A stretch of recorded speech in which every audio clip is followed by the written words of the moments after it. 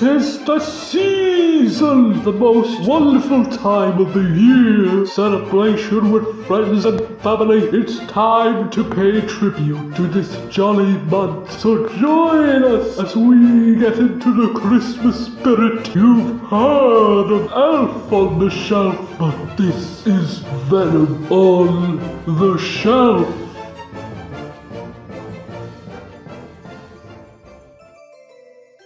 Aladdin. The charming love story that tells you to pretend to be someone you're not and just by chance find someone who will love you whilst also pretending to be someone they're not. A love built on lies and manipulation. Well, that's not exactly what the film says. May as well be.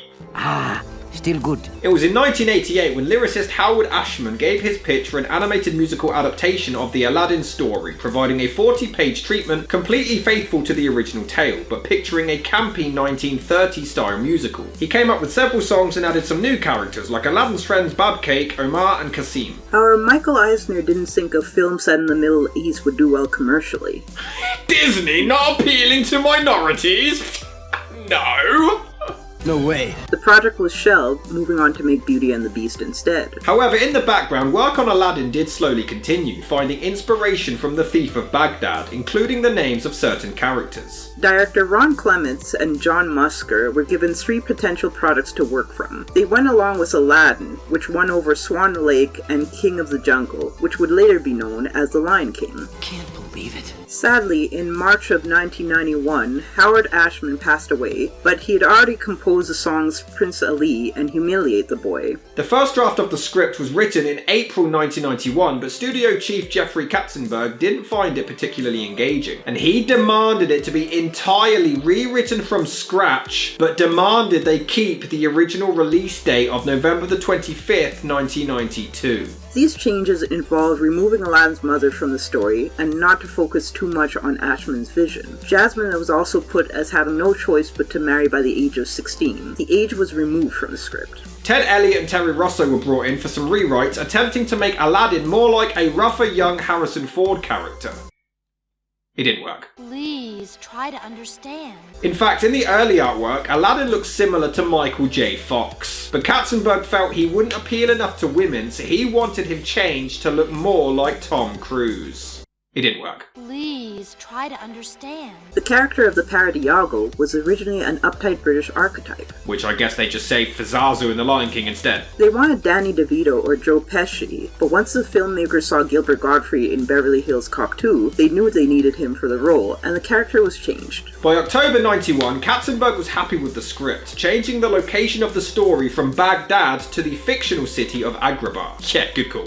What does it matter? A lot of the animation was based on the work of caricaturist Al Hirschfeld, and also the overall look of The Wizard of Oz. However, it wasn't all smooth sailing. For the voice of the genie, Albert Brooks, John Candy, Matt Frewer, John Goodman, Steve Martin, Eddie Murphy and Martin Short were all considered, but after the success of Good Morning Vietnam, Robin Williams gained their interest. However, he actually turned them down at first, mostly because it was Disney, and he didn't want the studio profiting by selling toys and novelty items. It wasn't until one of them actually animated the genie to one of Robin's stand-up shows that he agreed. But he wanted $8 million, though it was scaled down to just $75,000. He still agreed, but on the condition that his name and image wouldn't be used for any marketing, and that his character wouldn't take up more than 25% of space on any advertising artwork, as his other film Toys was coming out just a month later. The studio broke this agreement, portraying Genie as much bigger than the other characters, and still, though not using his name or image, used Robin Williams' voice in commercials to sell toys and fast food tie-ins without paying Williams any extra money. This caused outrage by Williams, and Disney did issue him an apology and weirdly offered to send him a Pablo Picasso painting that was worth over $1 million at the time, but it didn't really help their relationship, as he refused to come back for the sequel,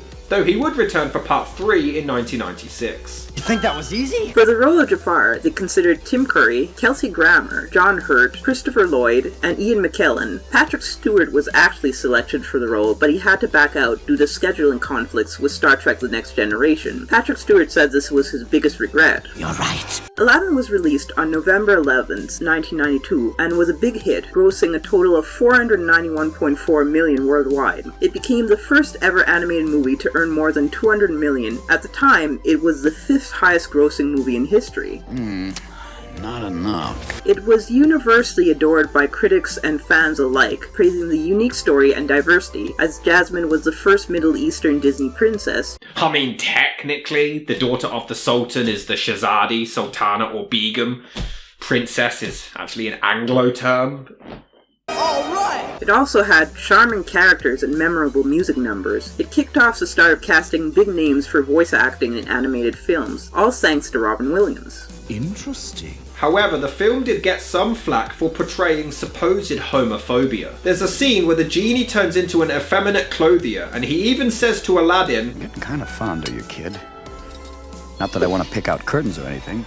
It's even more noticeable now that Disney is trying to be woke. The first thing I noticed when watching Aladdin on Disney Plus is the cultural stereotype advisory notes. They show that they weren't removing some content from the film because they wanted to spark discussion, but if it's anything like Fantasia, there probably is content removed. That's nice. In response, Katzenberg asked openly gay producer Thomas Schumacher if he was offended by the remarks, and he claimed, "The references were all in good fun. I know we all argue amongst ourselves, but why try to deny that swishy fashion designers exist? They do. What are we running from? Show me 10 hairdressers and I'll show you 8 gay men." It only continued when the main song has the lyric, Where they cut off your ear if they don't like your face. It's barbaric, but hey, it's home. describing his Arabian home, causing an outrage from the American Arab Anti-Discrimination Committee, leading to it being changed. The American Arab Anti-Discrimination Committee were also unhappy because they accused the filmmakers of giving the 2 lead characters Anglo-American accents, while the other characters had foreign accents, grotesque facial features, and came across as villainous and greedy, which Disney actually admitted to being racist in October 2020, adding the disclaimer to the film. Well, at least they didn't do brownface. That would just be ridiculous, right, Disney? You never do that. That's outrageous. You are a worthless street rat. However, the controversy still continued, as many people compared it to the film The Thief and the Cobbler, or The Princess and the Cobbler. They have a similar plot with similar characters, scenes, background designs, the antagonists look similar. Now, Aladdin may have come out first, but The Thief and the Cobbler had begun production decades earlier in the 60s, but was pushed back due to financial issues, copyright problems, story revisions, and it was left unfinished. So some have called it a rip-off of Aladdin, but in reality, it may have actually been the other way around. Really? Furthermore, Robin Williams improvised so much dialogue that the filmmakers actually had 16 hours of material to work with and had to edit it down. So much so that the Academy rejected Aladdin for the Best Adapted Screenplay Academy Award nomination, as most of it was ad-libbed by him. Yet Borat got one! Why am I not surprised? Some songs are pretty great. Arabian Nights in particular is a classic. Although his song as he escapes everything is very meh, it's a filler song really. It's the song you skip on the soundtrack. And I'm sorry, but his singing itself isn't particularly great either. Gotta keep it. One jump ahead of the breadline, one swing ahead of the sword. It's better than the live-action version. This is singing, this is melodical, and looks like they're actually walking through a market instead of walking across a set. Which is then followed by another completely forgettable filler song as Aladdin sings about how depressed and poor he is. I remember both of them. I consider the part where they sing about him being poor the ending to One Jump, and not a separate song. It also develops Aladdin's characters through song. He steals because he doesn't have family to care for him, otherwise they'd blame his parents. He doesn't really have any close contacts except for Abu, but the villagers are rather fond of him, literally smiling as they bounce him out of the brothel, and they're showing that he's attractive and rather tasty. He's also smug and cunning, as he must do this every day. Throughout the song, he repeats he only steals to survive, and he chastises Abu for stealing a woman's pearls. But Never Had a Friend Like Me is wonderful, and Williams absolutely nails it. Now there is something we can agree on. You can tell Robin Williams is putting his all into this. Aside from the acting, I think Robin Williams enjoyed the singing as well. He sings 3 out of the 5 songs in this. Yeah, he does kind of hijack this film. I do think with how classic and great this film is, we forget the amount of filler songs they have. Prince Ali is so damn forgettable. I see Prince Ali as more of a showcase for Genie or Robin Williams rather than Aladdin. I only remember Genie making Aladdin's muscles bigger. Other than that, Aladdin's barely in the song. It speaks to the fact that Genie is propping up Aladdin throughout most of the film. Aladdin is invisible under the cloak of the wish, and more noticeable when he's being himself. Even after the song, when he's trying to explain his motives to Sultan is more preoccupied with carpet. But of course, A Whole New World is amazing. I'm not a monster. I don't remember any other Disney film having a love ballad duet before this one, and they have that sweet violin outro at the end of the song. The visuals are also great. It was more evident on my VHS version, but they show a form of Genie in the clouds while they whip around him. Iago, voiced by Gottfried, is so damn sarcastic, I can't help but love his sass. Oh, there's a big surprise! That's an incredible... I think I'm gonna have a heart attack and die from that surprise! That's probably why they made Iago a protagonist in the second film. You always wonder if that's Godfrey's actual voice, as he does have that natural gravelly squawk. Before we get Aladdin himself giving us a review of Les Mis. All this for a loaf of bread? The frozen Alps and turret scene always terrified me as to how exact Aladdin would have to be to avoid being crushed. The other alternative would be him jumping off the cliff and hoping Carpet was mobile enough to catch him by then. The Sultan, voiced by the greatest Santa Claus in film history, is always wonderful. The movie does have some pretty dark moments as Jasmine nearly gets her damn hand cut off for stealing, and it is pretty funny as she pretends to be a Saw fan. Now come along, sis. Time to go see the doctor. Oh, hello, Doctor. How are you? In fact, the animation itself gets dark at points too, and it's great. It is quite sweet as they bond, and Aladdin tries to help her across the rooftops, but she does it on her own because she don't need no man. The animation is spectacular. Even the subtle touches of the coin shining is so damn impressive. They even managed to animate emotion coming through a fucking carpet. How do they do that? Jafar has done something terrible. Aladdin 2. Robin Williams as the genie is truly the highlight, and I really feel for the animators having to try to keep up with him. He's clearly having a blast, and he is so much fun. I can't make anybody fall in love with anybody else. You little punum there.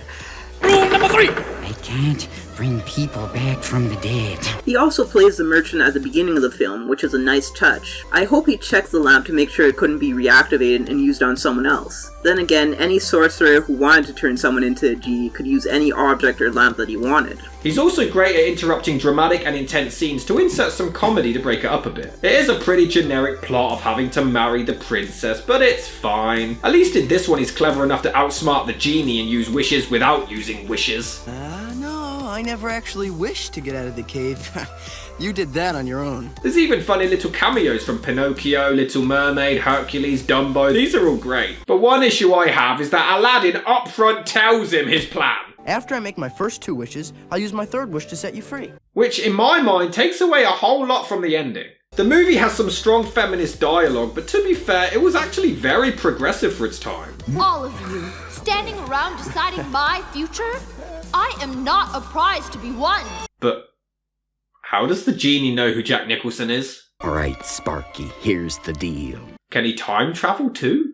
There's a theory that Genie knows our references because he lived so long. That would then set Aladdin in post-apocalyptic times. The love story is beyond rushed, but you kind of expect it from a Disney film now. She goes from thinking Aladdin is a prick like everyone else to, ooh, you have a magic carpet, I love you so much. And that's literally it. They sing and now they're in love. And then she's mad at him again, straight after. I'll never understand women. What? What? It sounds a little strange, don't you think? And then she loves him again, make up your mind! Well, he did prevent her hand from being chopped off. She suspected it was Aladdin after he took off his turban, and then thought that someone who looked like her savior had died again. And when he says his famous line, "Do you trust me?" she has further proof that this is her protector. Although I heard in the original story Aladdin is a real jerk, Western culture can't make any unlikable protagonist for some reason. I wonder if this is because of the Hays Code. The issue is she makes it clear that she'll like him even if he isn't a prince, and he still lies about being a prince again! I tried to tell you. Fucking didn't, mate. He considered himself a loser unless he was rich and had money, and he didn't want Jasmine to pity him rather than be attracted to him. He didn't realize that the villagers loved him for him, and then when he was a prince, they loved what he had, not who he was, and that Jasmine was attracted to how he treated her and not what he had to offer her. Jasmine is by far the most relatable Disney princess, and not just because she's the first non-Caucasian one. The line she delivers where she says she can't stay and have her life lived for her resonates with me.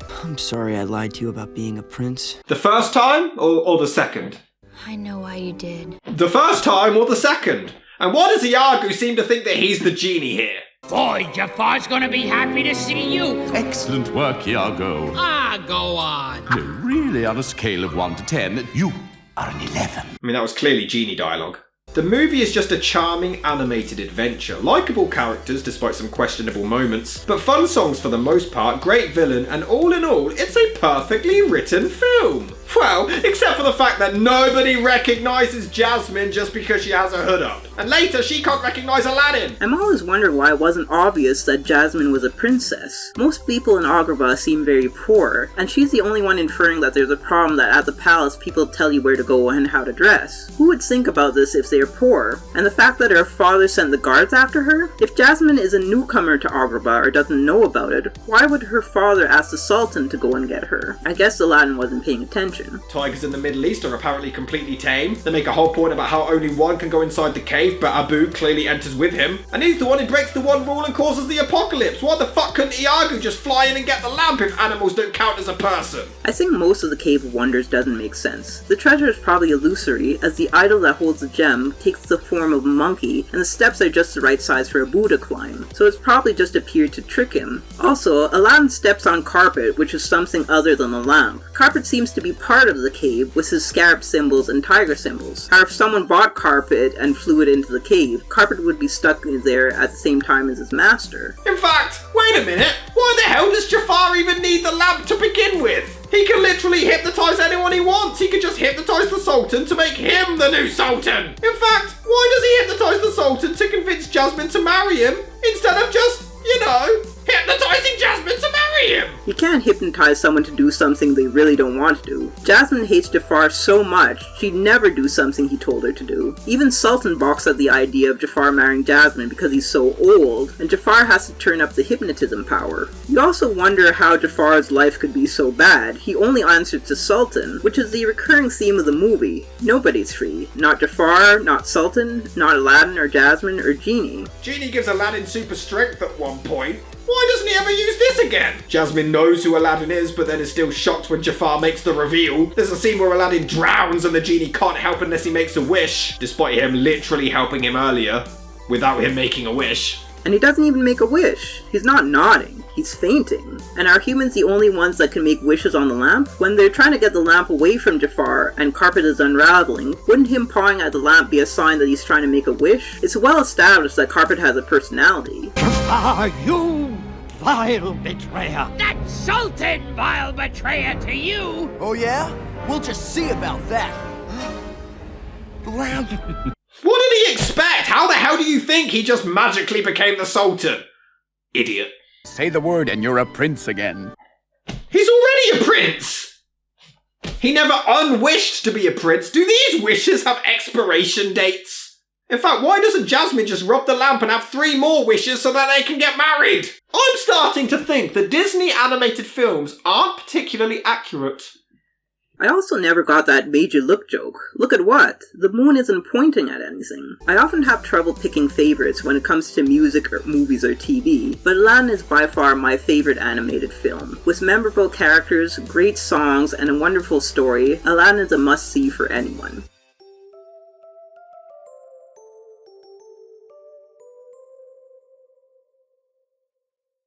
In response, Katzenberg asked openly gay producer Thomas Schumacher if he was offended by the remarks, and he claimed, "The references were all in gay..." I'll get it. I don't know why I keep on saying gay fun.